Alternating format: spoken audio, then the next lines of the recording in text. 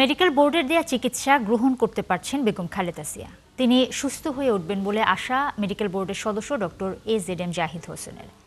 দেশবাসীকে গুজবে কান না দিতে আহ্বান জানিয়েছেন ডক্টর জাহিদ। এ সময় চেয়ারপারসনের সুস্থতায় দেশবাসীর কাছে দোয়াও চেয়েছেন তিনি। বিস্তারিত প্রতিবেদনে। বহিরাগতরা যেন ভেতরে প্রবেশ করতে না পারে এজন্য সতর্ক রয়েছে আইনশৃঙ্খলা রক্ষাকারী বাহিনী এবং হাসপাতাল কর্তৃপক্ষ।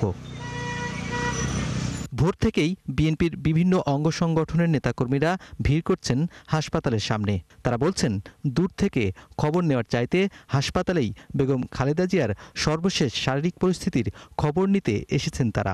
আমরা দেশবাসীর কাছে দোয়া চাচ্ছি যেন উনি সুস্থ হয়ে যান, সুস্থ হয়ে আমাদের মাঝে ফিরে আসেন। দল থেকে বলেছে ঠিক আছে, তারপর আমরা আবেগের তাড়নায় চলে আসছি। আমি কিছুক্ষণ আগে আসছি, আবার চলে যাব। ম্যাডামের আমরা সুস্থতাই কামনা করছি, যদিও মনে সেখানে সাড়া পাচ্ছি না যে কি অবস্থায় আছে, ভিতরে কি অবস্থায় আছে আমরা এখনো জানতে পারি নাই, তবে মানসিকভাবে আমরা স্বস্তিতে নাই। দুপুর 12টার পর চিকিৎসা পরিস্থিতি নিয়ে সবশেষ অবস্থা তুলে ধরেন বিএনপির স্থায়ী কমিটির সদস্য ও বেগম খালেদা জিয়ার ব্যক্তিগত চিকিৎসক ডাক্তার AZM জাহিদ হোসেন। আপনারা ধৈর্য ধরুন, দীর্ঘ 6 বৎসর যাবৎ আপনারা আমাদেরকে সহযোগিতা করেছেন।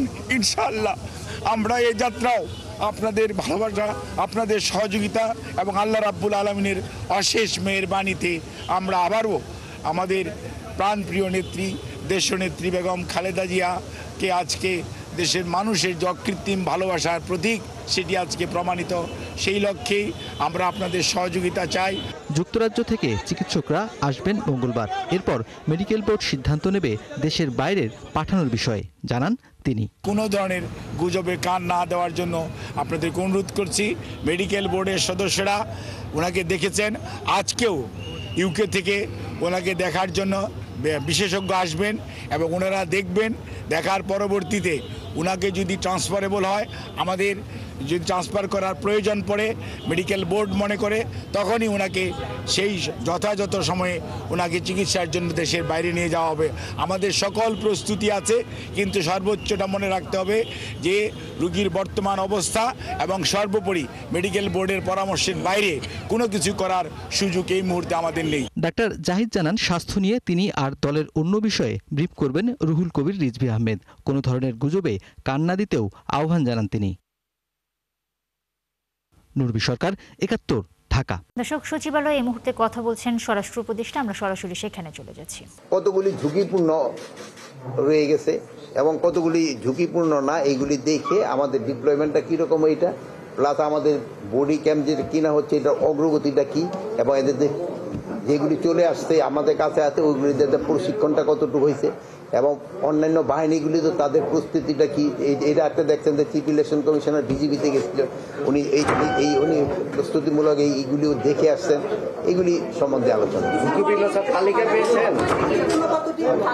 এখন এই ঝুঁকিপূর্ণ তালিকাটা আপনাদের আমরা দিতে চাচ্ছি না একটা কারণে, এই ঝুঁকিপূর্ণ এটা কিন্তু চেঞ্জ হইতে থাকে পরিস্থিতির সাথে সাথে। ফাইনালি একটা দেশম করার পরে সেই সময় আমরা সংখ্যাটা বলে দিচ্ছি। কথা বলছিলেন স্বরাষ্ট্র উপদেষ্টা, সরাসরি সেখানে ছিলাম। হাসপাতালে 10ম দিনে বিএনপি চেয়ারপারসন বেগম খালেদা জিয়া তার শারীরিক অবস্থার খোঁজ খবর রাখতে হাসপাতালের সামনে আছেন সহকর্মী মাহিলা ইসলাম। সরাসরি তার সঙ্গে যুক্ত হব। মাহিলা, বিএনপি চেয়ারপারসনের সবশেষ কি অবস্থা জানতে পেরেছেন কিনা একটু জানাবেন, এবং চীন ও ব্রিটিশ বিশেষজ্ঞের দল কখন আসবেন দেশে সে বিষয়ে কিছু জানতে পেরেছেন কিনা? নুসরাত, আপনাকে ধন্যবাদ। আমি আছি এখন আসলে রাজধানীর এভারকেয়ার হাসপাতালের ঠিক সামনেই। যতদূর আপনার বলেছেন সেটি ডক্টর AZM জাহিদ হোসেন কিন্তু বেলা 12টা বাজে একটি সংবাদ সম্মেলন করেছেন। তিনি সংবাদ সম্মেলন করার পরে কিন্তু এখন পরিস্থিতি অনেকটা একটু স্বাভাবিকের মধ্যে এসেছে, কারণ গতকাল রাত থেকে যে গুজবটি ছড়িয়েছিল তার কিছু অংশ আসলে এখন একটু পরিষ্কার হওয়া গেল যে বেগম খালেদা জিয়ার পালস এখনও আছেন, তিনি চিকিৎসা এখনও গ্রহণ করতে পারছেন। আমি যদি একটু দেখাই আপনাকে যে এখানে আসলে উৎসুক নেতাকর্মী অনেক ভিড় রয়েছে, কিন্তু আসলে দলের কেন্দ্রীয় নেতাকর্মীদের সেরকম কোনো দেখা এখানে নেই। সেখানে সাধারণ উৎসুক যে নেতাকর্মীরা বা সাধারণ মানুষ তারাই এখানে একটু ভিড় করেছেন আগ্রহর বশে যে বেগম খালেদা জিয়া আসলে কেমন আছেন।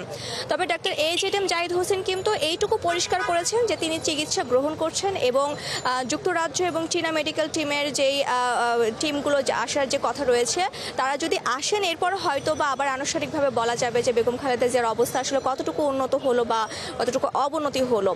তবে একটা কথা আসলে বিএনপির পক্ষ থেকে এটি বারবার বলা হয়েছে যে আসলে এখন এই মুহূর্তে এমন সময় যাতে কোনো রকম কোনো গুজবে যাতে কান না দেওয়া হয়, এবং সংবাদ মাধ্যমেও তারা আসলে বেশ ডক্টর এজেএম জাহিদ হোসেন আসলে বেশ ভালোভাবে আসলে তিনি অনুরোধ করেছেন যে তাদের পক্ষ থেকে কোনো রকমের কোনো তথ্য দেওয়া ছাড়া যাতে সংবাদ মাধ্যমে কোনো রকমের কোনো তথ্য দেওয়া না হয়।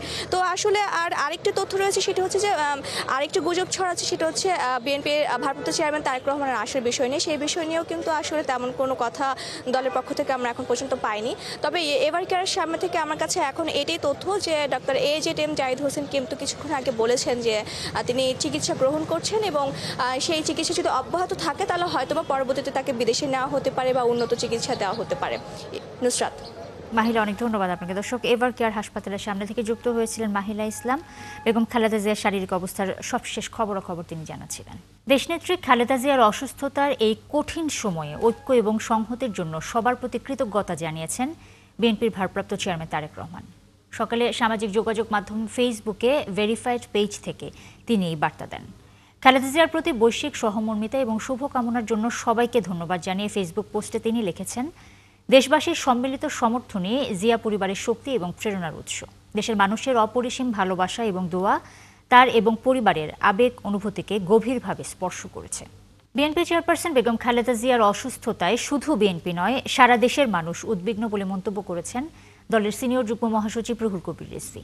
রাজধানীর শ্যামলীতে নিজ বাসভবনে অসুস্থ দলের চেয়ারপারসনের জন্য আয়োজিত কোরআন খতম এবং সাদকায়ে জারিয়ার তত্ত্বাবধানকালে এসব কথা বলেন তিনি। বেগম খালেদা জিয়ার জন্য সবাইকে তার নিজ নিজ অবস্থান থেকে দোয়া করার আহ্বান জানান।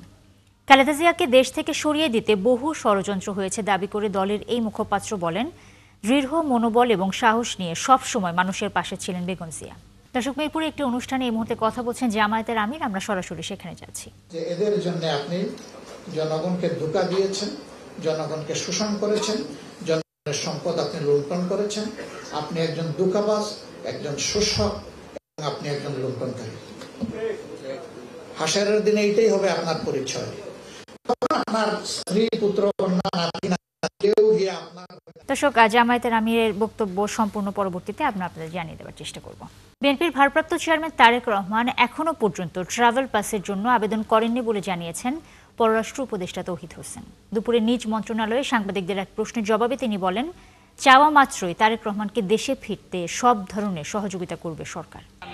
আমার জানার মতো এখনো জান নাই। ওনার কাছে কোনো পাসপোর্ট আছে স্যার? এটা বলতে পারবো না আমি। আর বেগম জিয়াকে বিদেশ নেওয়ার বিষয়ে কোনো আলোচনা আপনাদের? না, ওটার প্রস্তুতি আছে। যদি প্রয়োজন ডাক্তাররা বললে তখন তো নিয়ে যাওয়া হবে। ওনার আত্মীয় স্বজন এবং পার্টির লোকেরা কনফার্ম করবে বাইরে নিয়ে যাওয়া হচ্ছে কিনা, অ্যারেঞ্জমেন্ট আছে। একই দিনে জাতীয় নির্বাচন এবং গণভোটের চ্যালেঞ্জ মোকাবেলায় নির্বাচন কমিশনকে সহায়তা করবে ইউরোপীয় ইউনিয়ন। সকালে ইউরোপীয় ইউনিয়নের 4 সদস্যের প্রতিনিধি দলের সাথে বৈঠক শেষে কথা জানান প্রধান নির্বাচন commissioner AMM Nasir Uddin. EC ভবনে ত্রয়োদশ জাতীয় সংসদ নির্বাচনের প্রস্তুতি নিয়ে এক বৈঠকের পর ব্রিফিংয়ে ঢাকায় নিযুক্ত ইউরোপীয় ইউনিয়নের রাষ্ট্রদূত মাইকেল মিলার জানান, ভোটের প্রস্তুতি নিয়ে তারা সন্তুষ্ট। এ সময় আসন্ন নির্বাচনে বড় চ্যালেঞ্জ আছে বলে মন্তব্য করেন ঢাকায় নিযুক্ত ইউরোপীয় ইউনিয়নের রাষ্ট্রদূত।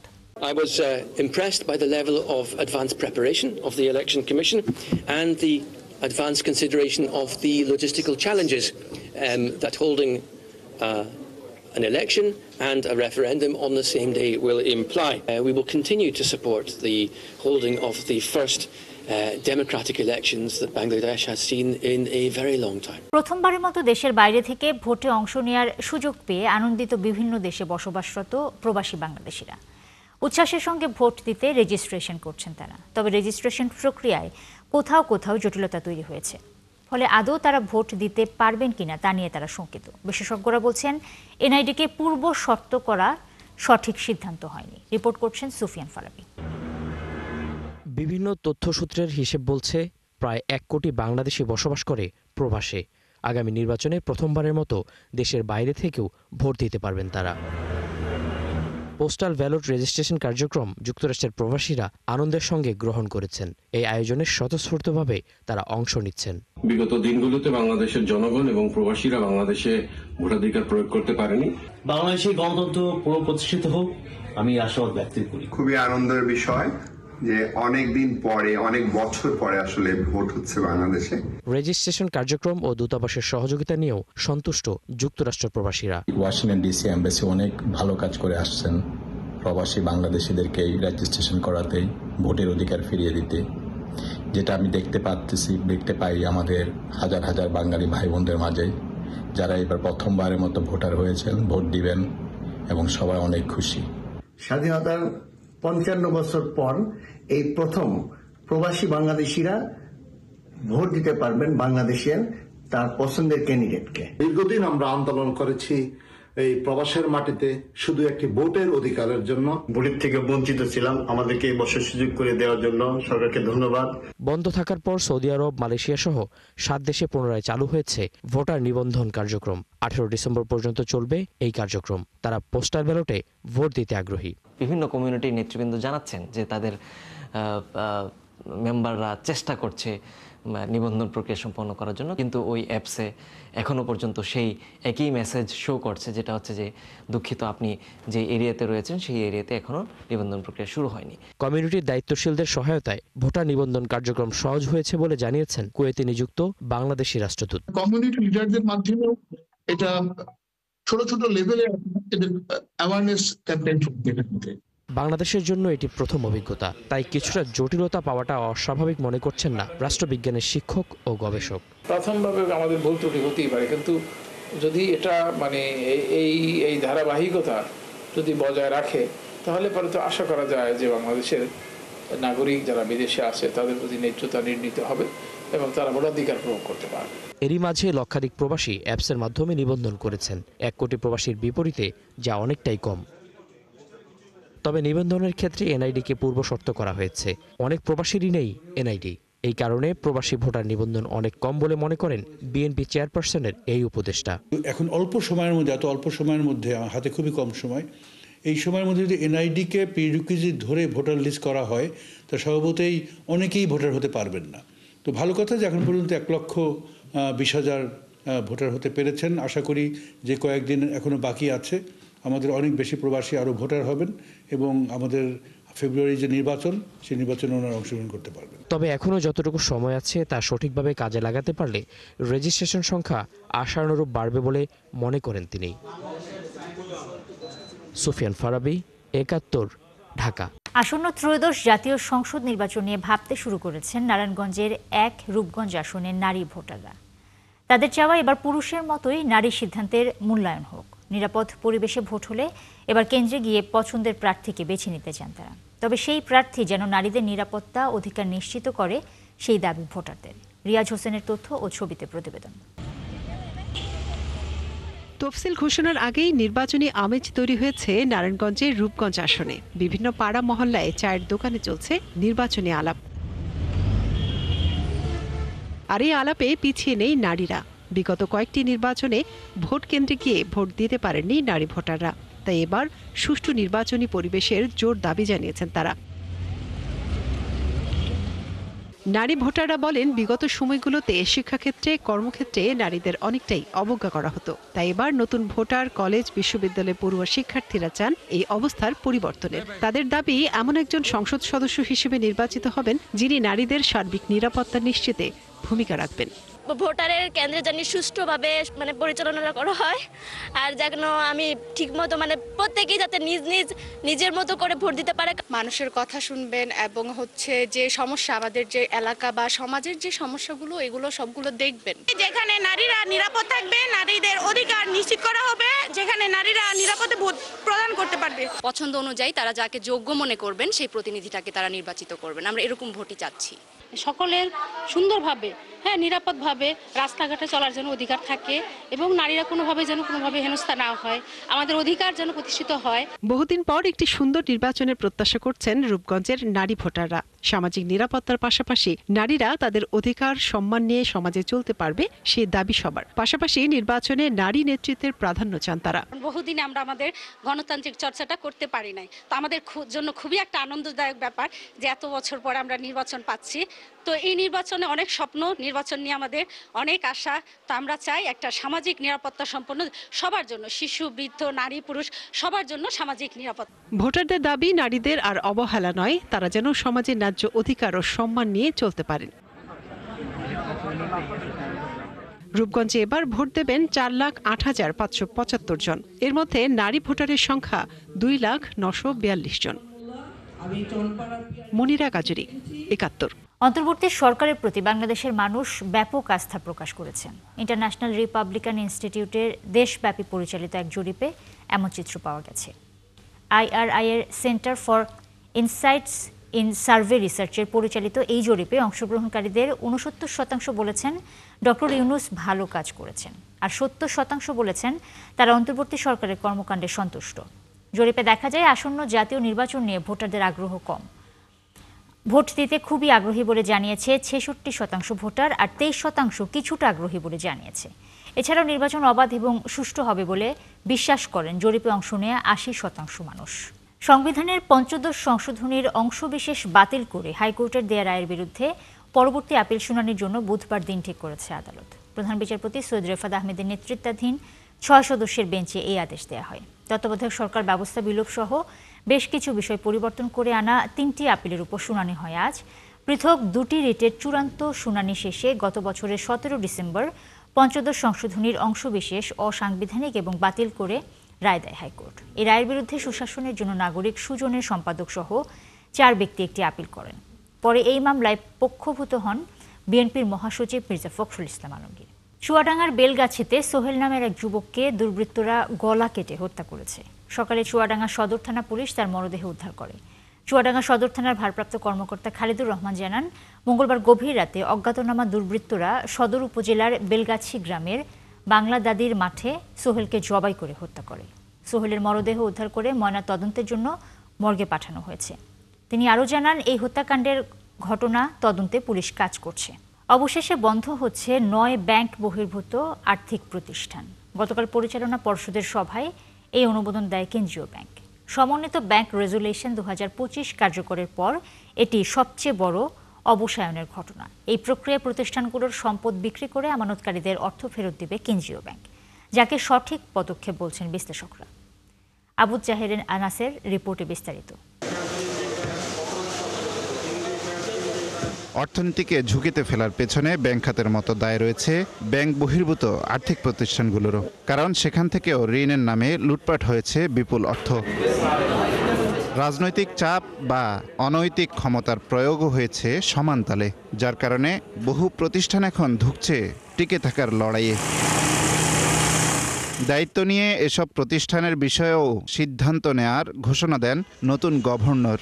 শুরু হয় যাচাই বাছাই ও সম্পদমান পর্যালোচনা। এরপর 30 নভেম্বর 9 প্রতিষ্ঠান চূড়ান্ত অবসায়নের সিদ্ধান্ত এলো কেন্দ্রীয় ব্যাংকের পরিচালনা পর্ষদ থেকে, যা সমন্বিত ব্যাংক রেজুলেশন অধ্যাদেশ 2025 কার্যকরে প্রথম বড় অবসায়ন। এর মাধ্যমে প্রতিষ্ঠান বন্ধ, সম্পদ বিক্রি ও আমানতকারীদের টাকা ফেরত দেওয়ার দায়িত্ব নিল স্বয়ং নিয়ন্ত্রক সংস্থা। যাদের অবস্থা শোচনীয়, কিন্তু প্রচেষ্টা অব্যাহত থাকলে ঘুরে দাঁড়ানো সক্ষম, তাদের ব্যাপারে বাংলাদেশ ব্যাংক টার্গেট বেসড দিচ্ছে, বিভিন্ন টার্গেটস করে দিচ্ছে, টাইম বাউন্ড টার্গেট, যে এতদিনের মধ্যে এই টার্গেট তোমাকে ফুলফিল করতে হবে। আর যাদের ব্যাপারে কোনো আশা দেখছে না, সেগুলো বন্ধ করে দেওয়া ছাড়া আর কোনো বিকল্প এই মুহূর্তে বাংলাদেশ ব্যাংকের কাছে খোলা নেই। এই কারণে বাংলাদেশ ব্যাংক সেগুলোর কার্যক্রম বন্ধ করার সিদ্ধান্ত নিয়েছে। বন্ধ হতে যাওয়া 9 আর্থিক প্রতিষ্ঠান হচ্ছে first finance, Bangladesh industrial finance company, premier leasing, far east finance, GSP finance, prime finance, Aviva finance, people's leasing ও ইন্টারন্যাশনাল লিজিং, যাদের ঘাড়ে এ খাতের মোট খেলাপের অর্ধেকের বেশি। আর শেয়ার প্রতি গড় সম্পদ মূল্য 95 টাকা ঋণাত্মক। ফলে দেনা পরিশোধের পর সাধারণ শেয়ার হোল্ডারদের জন্য কার্যত কিছুই অবশিষ্ট থাকবে না। 9 জনের মধ্যে 7-8 জনের classification 90-100%।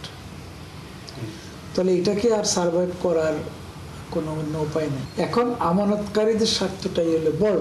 Share holder, sponsor director, আইপিওর এরা হয়তো কিছু পাবেন না, কারণ অলরেডি এই 5টা ব্যাংকের শেয়ারকে 0 ডিক্লেয়ার করা হয়েছে।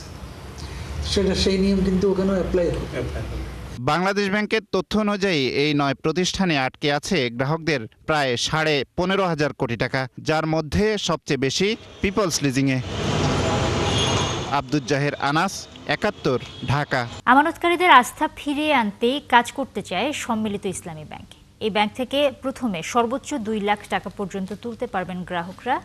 একবারে নয়, মূল ব্যাংকের সাথে একে একে মার্জ হবে 5 ব্যাংক। তবে পুরো প্রক্রিয়া শেষ হতে সময় 2 বছরের মতো লাগবে, এমন তথ্য দিলেন বাংলাদেশ ব্যাংকের মুখপাত্র আরিফ হোসেন খান।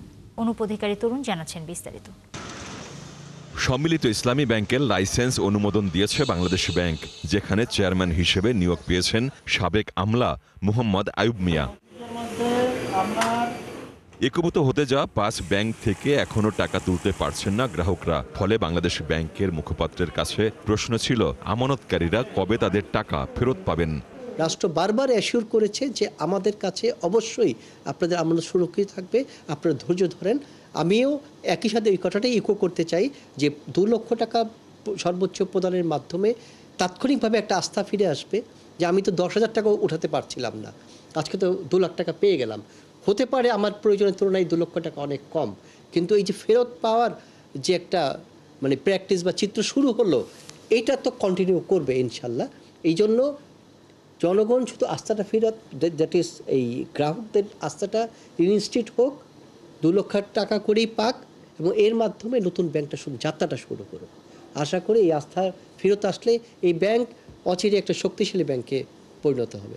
মেয়াদি আমানতের মেয়াদ শেষ হওয়ার পরও যারা টাকা তুলতে পারছেন না, তারা যেদিন টাকা তুলতে পারবেন সেদিন পর্যন্ত আমানতের সুদ পাবেন বলেও জানান মুখপাত্র।